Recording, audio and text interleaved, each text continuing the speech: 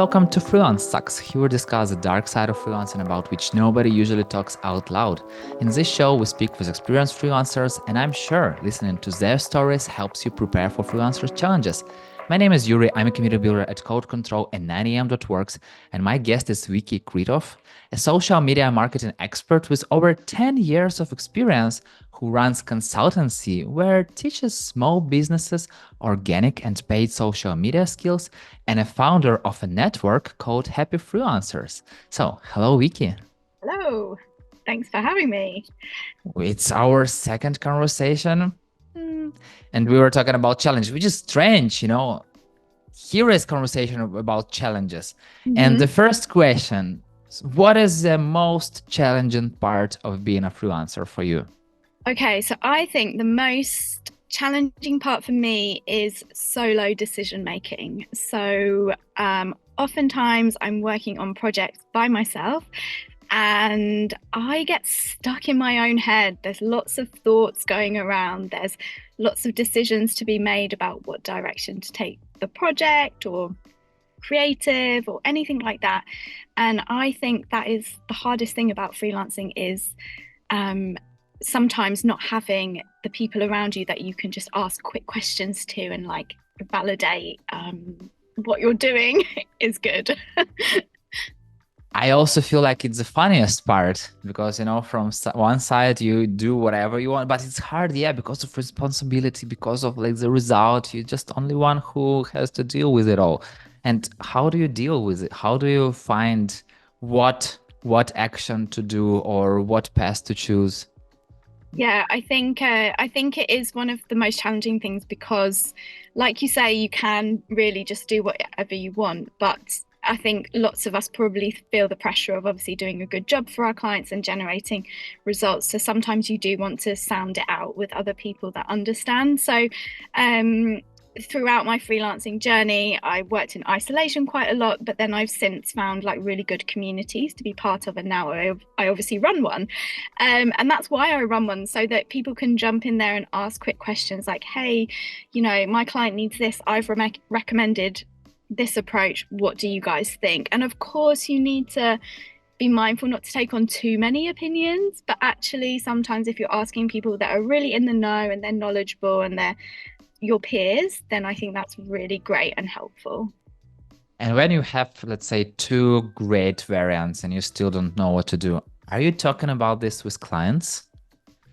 I think being transparent with clients is really good. Like, I think oftentimes that is another thing that we can slip into in thinking that we have to have all the answers. And, especially in things like social media, there's always new trends and ways to optimize content, and it changes so much so quickly, and we can't possibly know it all, which is something I've like gradually had to just accept and be comfortable with. And I think actually it's really good for clients to see your humanness and say like, hey, this used to really work on Instagram, but actually it's changed a little bit and now it's supposed to be more like this, so let's just try these things. Let's have this mindset of like testing and trialing together and being transparent with the results, so that so that you kind of build this really good rapport between one another and it becomes collaboration rather than a client versus freelancer relationship.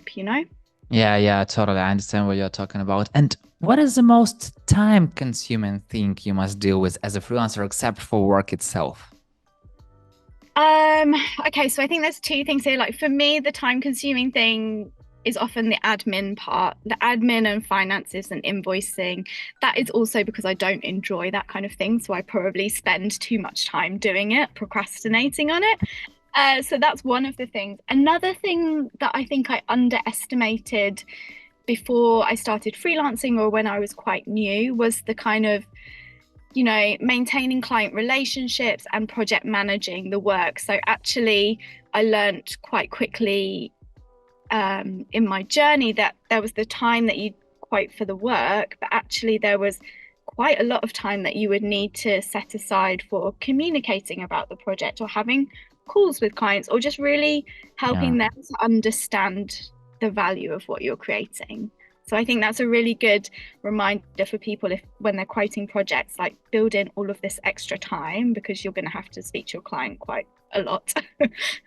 You cannot definitely delegate communication, but you still can delegate admin work. Have you ever thought about that? Yeah, I have an accountant now for that exact reason because I know it was, but I resisted it for so long because I was like, I can do this. I'm capable of doing this, but actually it was just taking so much time. So you're right, like it's good to just outsource the things that you hate to do and that is going to free up some time and energy. How did you feel when you got accountant? I like a big weight was lifted off my shoulders. I was like, oh, thank God. It felt, honestly, it felt like a luxury. Yeah, I can imagine. But at the end of the day, there are also freelancers, most likely. They're also doing their businesses, so we kind of supporting each other, which is totally right, because you're an expert in social media, they are experts in accounting. Like everyone has to do what Yeah. they're experts in. Exactly. And what is the most nerve-consuming thing you must deal with as a freelancer?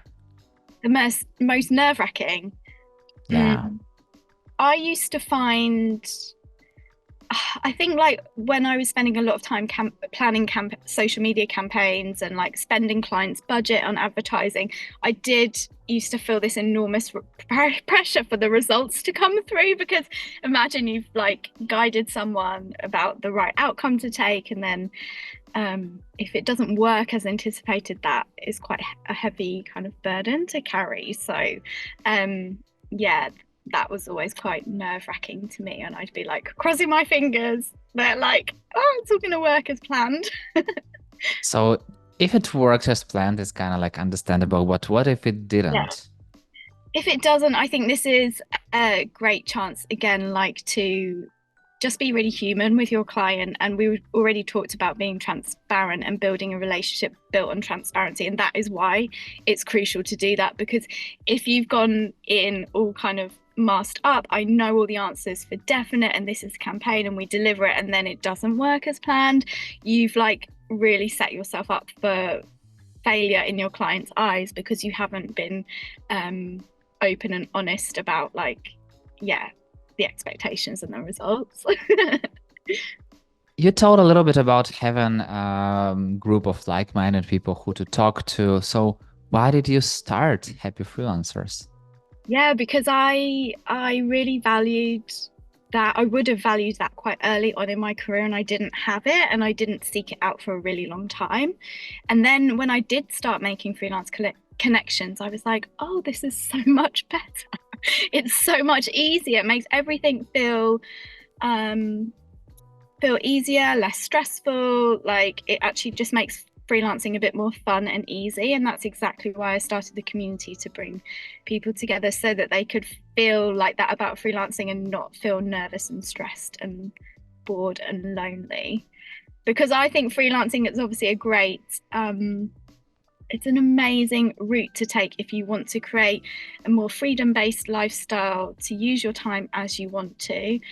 But obviously it comes with the kind of, the trade-off is that it is quite difficult initially to get started and to keep going as well. So if you can have people around you that understand, it's so much better.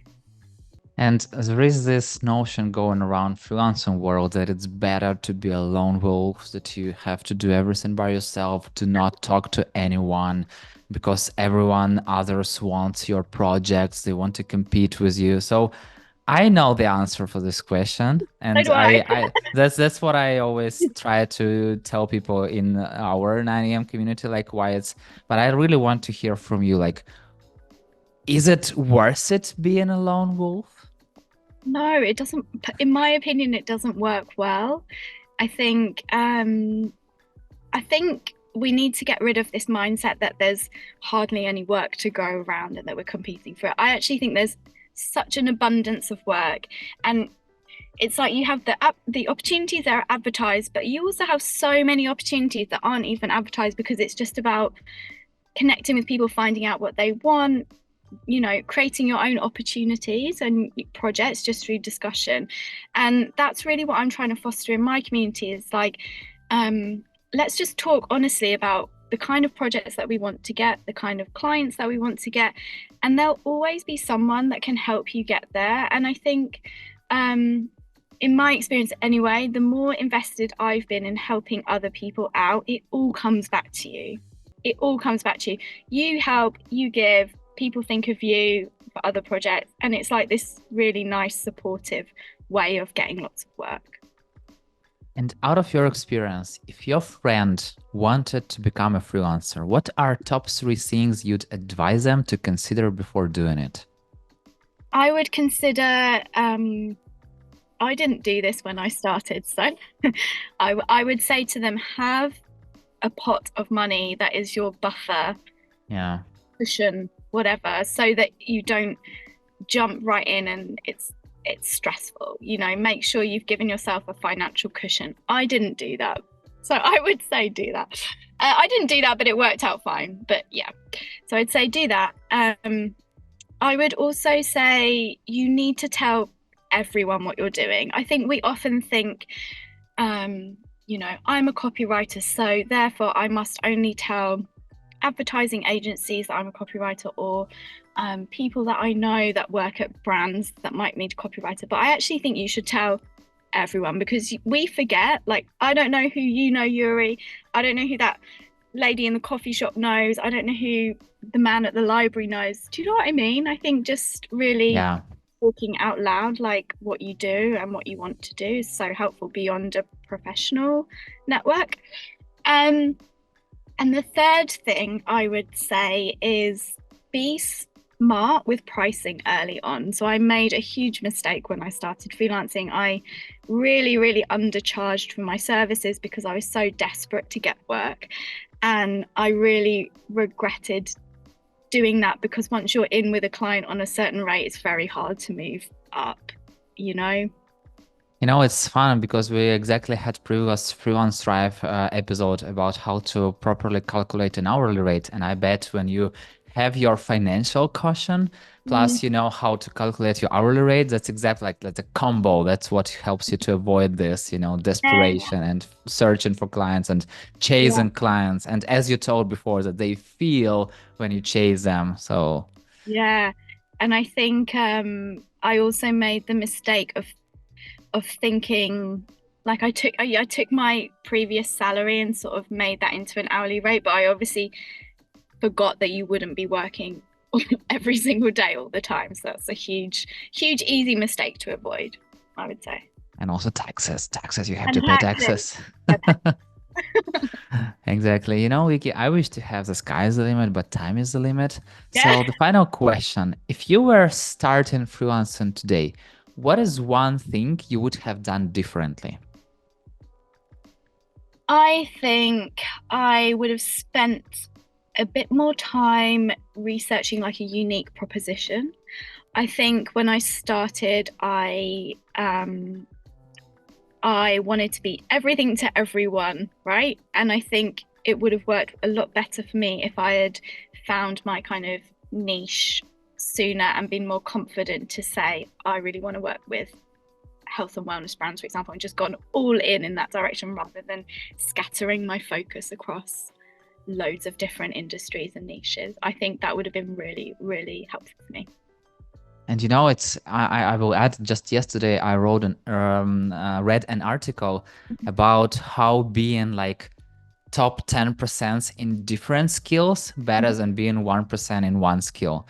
Because when you multiply, for example, you're a top 10% expert in 6 skills that are complementary, you're a much better professional like than being top 1% in like some skill, because it's just sometimes impossible, you know. It can't be like Serena Williams or I don't know, like David Beckham, whatever.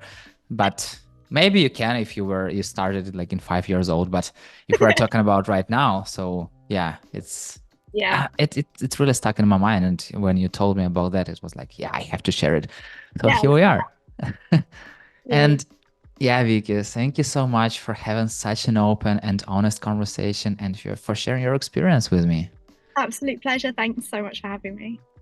And thank you so much for listening. If you like the show, hit the like button, 5 stars, and share it with your friend. That's it. We're done. See you in the next episode.